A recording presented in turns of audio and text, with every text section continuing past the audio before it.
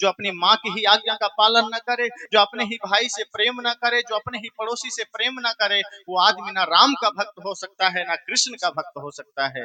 राम के भक्त होने के लिए राम जैसा आचरण चाहिए, कृष्ण का भक्त होने के लिए कृष्ण जैसा आचरण चाहिए, कृष्ण जैसा जीवनचर्या चाहिए। और ये भारत भूमि तो ऋषि मुनियों का की भूमि रही है, संतों की भूमि रही है, सिद्धों की भूमि रही है, मनुष्यों की भूमि रही है। इस भूमि में हमारा सौभाग्य है कि जन्म हुआ, और इस भूमि में जन्म लेकर के भी यदि हमने अपने जीवन को ना बदला, हमने अपने जीवन जीने के ढंग को ना बदला, हमारा तरीका वही रहा, तो सत्संग होते रहेंगे, कथाएं होती रहेगी, हमारा जीवन में कोई बदलाव ना आ सकेगा। इसलिए मैं इतना ही कहूंगा कि आप यहाँ से एक परिवर्तन लेकर जाइए, चेष्टा करिए कि मुझे एक बदल कर जीवन जीना है, जो बुराइयां हैं उसे यही देकर जाना है। एक जगह ऐसे ही सत्संग चल रहा था, एक माता सत्संग सुनने आई, उसका जो पति था वो एक नंबर का शराबी था, बिना शराब के वो एक मिनट रह नहीं सकता था, एक नंबर का शराबी। वो कहता था कि मैं पानी के बिना तो रह सकता हूँ लेकिन शराब के बिना नहीं रह सकता। और अक्सर जिसके पति लोग शराब पीते हैं वो पत्नियां बड़ी परेशान होती है। वो महिला भी परेशान थी, वो सोची कि अगर मेरा पति इस सत्संग में आ जाएगा तो शायद वो शराब पीना छोड़ देगा। वो घर गई, अपने पति से कहती है कि देखो कुंदर गांव में सत्संग हो रहा है, बहुत बड़ी कथा हो रही है, तुम चलो वहां और कथा सुनना, सत्संग सुनना। उसने कहा ठीक है हम चले तो जाएंगे, लेकिन ये बताओ वहां शराब मिलेगी? पत्नी ने कहा अरे मूर्ख, इसीलिए तो भेज रहे कि तेरी शराब छूट सके, तू वहां भी शराब मांगने की बात करता है, वहां शराब नहीं मिलेगी। उसने कहा फिर मैं सत्संग में नहीं जाऊंगा। पत्नी ने कहा अगर तुम आज सत्संग में नहीं गए तो तेरा खाना पीना सब बंद हो जाएगा। अब पत्नी ने धमकाया तो पति थोड़ा डर गया, सोचा कि कौन पंगा ले इससे, क्या पता भोजन ही ना दे, फिर कहाँ खाएंगे। कहा चलो ठीक है चल देते हैं। वो निकला घर से, लेकिन चालाकी किया, सोचा सत्संग में शराब तो मिलेगी नहीं, दारू तो मिलेगा नहीं। वो पहले शराब की दुकान पर गया, एक बोतल शराब पी लिया और जाके सत्संग में बैठ गया। और जब धीरे धीरे नशा चढ़ी तो वो झूमने लगा, हिलने लगा। संत प्रवचन कर रहे थे कि जीवन में क्या त्यागना चाहिए, क्या नहीं त्यागना चाहिए, क्या ग्रहण करना चाहिए, क्या अच्छा है क्या बुरा है। जैसे प्रकाश में हम सारे अंधकार को चीर करके जो सत्य है वो देख लेते हैं, प्रकाश जलते ही सारी चीजें हमें दिखाई दे जाती है। ऐसे ही जब हृदय में ज्ञान का उजाला होता है, धर्म का दीप जलता है, तो सत्य असत्य का परिचय हमें पता चल जाता है। जड़ चेतन को हम जान लेते हैं, सही गलत को हम जान लेते हैं, क्या करना चाहिए क्या नहीं करना चाहिए ये हमें पता चल जाता है। संत ने भी कहा कि जीवन में कभी भी दुर्व्यसन मत करना। प्रभु ने, भगवान ने, ये प्रकृति ने जो शरीर दिया है ये बहुत कीमती है और इसमें दाग मत लगने देना, क्योंकि ये शरीर परमात्मा का मंदिर है। बाहर का मंदिर तो तुमने बनाया है, लेकिन इस मंदिर को स्वयं परमात्मा ने बनाया है। और दुर्भाग्य हम लोगों का है कि जिस मंदिर को हमने बनाया वहां हम मेवा मिष्ठान चढ़ाते हैं, वहां अगरबत्ती चढ़ाते हैं, और जिसको स्वयं परमात्मा ने बनाया है यहाँ बीड़ी जलाते हैं। संत ने कहा कि जिस मंदिर को तुमने बनाया है वहां तुम गंगा जल चढ़ाते हो, और जिस मंदिर को, जिस शरीर को स्वयं परमात्मा ने बनाया है वहां तुम शराब चढ़ाते हो। जिस मंदिर को तुमने बनाया है वहां तुम बतासे चढ़ाते हो, जिसे स्वयं परमात्मा ने बनाया है वहां तुम गुटखा और सिगरेट चढ़ाते हो।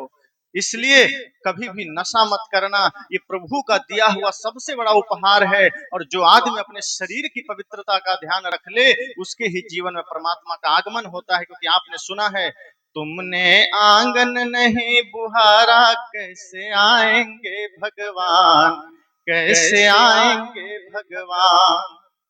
अब तक गंदा पड़ा दुआरा, अब तक गंदा पड़ा दुआरा, कैसे आएंगे भगवान, कैसे आएंगे भगवान। संत ने कहा कि तुमने अपने हृदय रूपी आंगन को साफ नहीं किया। अगर तेरा घर का आंगन गंदा है तो अतिथि नहीं आएंगे, और तेरा दिल गंदा है तो भगवान नहीं आएंगे। इसलिए अपने हृदय को साफ रखना, अपने हृदय को पवित्र रखना। और कभी अगर जीवन में कोई दाग लग जाए, आप सब देखते हैं कपड़े में कोई दाग लग जाए तो बढ़िया बढ़िया साबुन से आप धो देते हैं, या धोबी के यहाँ दे आते हैं कि इसका दाग को छुड़ा दो। संत ने कहा आपके आचरण में दाग लग रहा है, आपके मन में दाग लग रहा है, आपके जीवन व्यक्तित्व में दाग लग रहा है, आपने कभी उसे छुड़ाने का प्रयास नहीं किया। आप सत्संग में जाते हैं, कथा में जाते हैं, कोशिश नहीं करते कि हमारे मन के भी मैल धुल सके, मन के भी दाग मिट सके।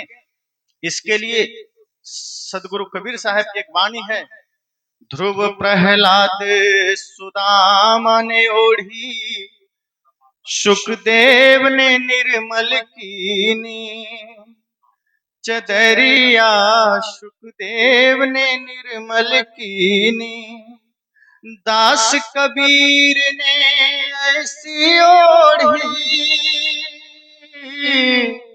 ज्यों की त्यों धर दीनी, चदरिया झीनी रे झीनी। उन्होंने कहा कि जीवन में कभी दाग लग जाए तो चिंता मत करना।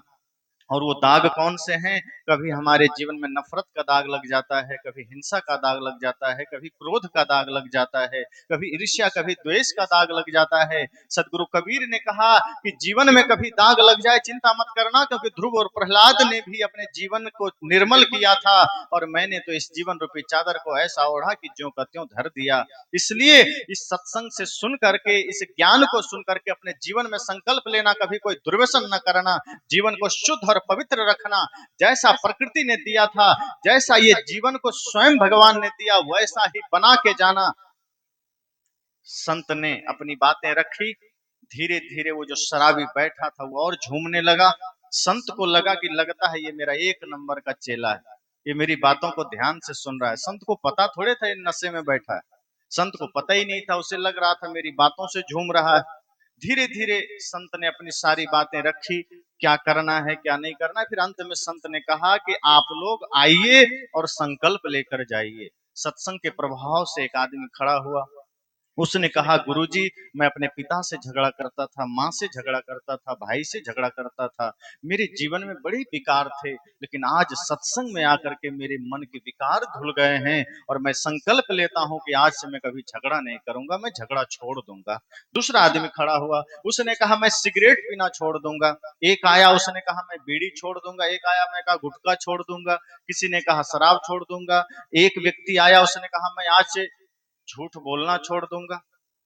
बहुत सारी बातें। अब वो शराबी भी खड़ा हो गया, शराबी भी इधर मंच की ओर आने लगा। सब लोग की नजर पड़ गई शराबी पर, क्योंकि शराबी को सब जानता है, सब पहचानता है। पता नहीं किस नाली में कहां पड़ा मिल जाए, कोई ठिकाना नहीं, और कब कुत्ता पेशाब करता चले वो भी पता नहीं चलता। तो वो शराबी को सब जानता था। सबके मन में एक ही सवाल हुआ कि क्या ये आदमी भी छोड़ देगा शराब, क्या ये आदमी भी आज संकल्प ले लेगा। वो शराबी धीरे धीरे आया, माइक पकड़ा, कहा गुरुजी मैं भी आज से छोड़ दूंगा। लोगों ने कहा पर तुमने बताया नहीं क्या छोड़ दोगे। उसने कहा आप चिंता ना करें, मैं बिल्कुल छोड़ दूंगा। संत ने कहा अरे मूर्ख, तू ये तो बता कि तुम क्या छोड़ दोगे। कल को तुम शराब पी करके बाजार में घूमते हुए पाए जाओगे और लोग कहेंगे कि तुम तो शराब पी लिया, तुम कहोगे मैंने शराब का नाम थोड़ी ना लिया था, मैंने तो सिर्फ कहा था छोड़ दिया। तो संत ने कहा इसलिए तुम्हें स्पष्ट करना होगा तुम क्या छोड़ दोगे। उसने कहा आप चिंता ना करें, मैं बिल्कुल छोड़ ही दूंगा। संत ने कहा नहीं, तुम्हें बोलना पड़ेगा, ऐसे नहीं चलेगा, बोलो क्या छोड़ दोगे। उसने कहा मैं आज से सत्संग में आना ही छोड़ दूंगा, लेकिन शराब नहीं छोड़ूंगा। शराब मेरा जीवन ऊर्जा है, शराब मेरा जीवन है, मैं नहीं छोड़ सकता। ऐसे ही कहीं आप भी इस दिव्य कथा में आकर अगर उसी शराबी की भांति लौट गए तो समझना कि आपके सामने ज्ञान का उजाला था, आपके सामने संत महर्षियों का ज्ञान परोसा गया, लेकिन आप वहां से कंकड़ उठाकर चल दिए और आप पुनः उसी झगड़े में चले गए, आप पुनः उसी हिंसा में चले गए, आप पुनः उसी ईर्ष्या द्वेष नफरत में चले गए, और आप यहाँ से खाली हाथ चले गए, आप कुछ नहीं ले पाए।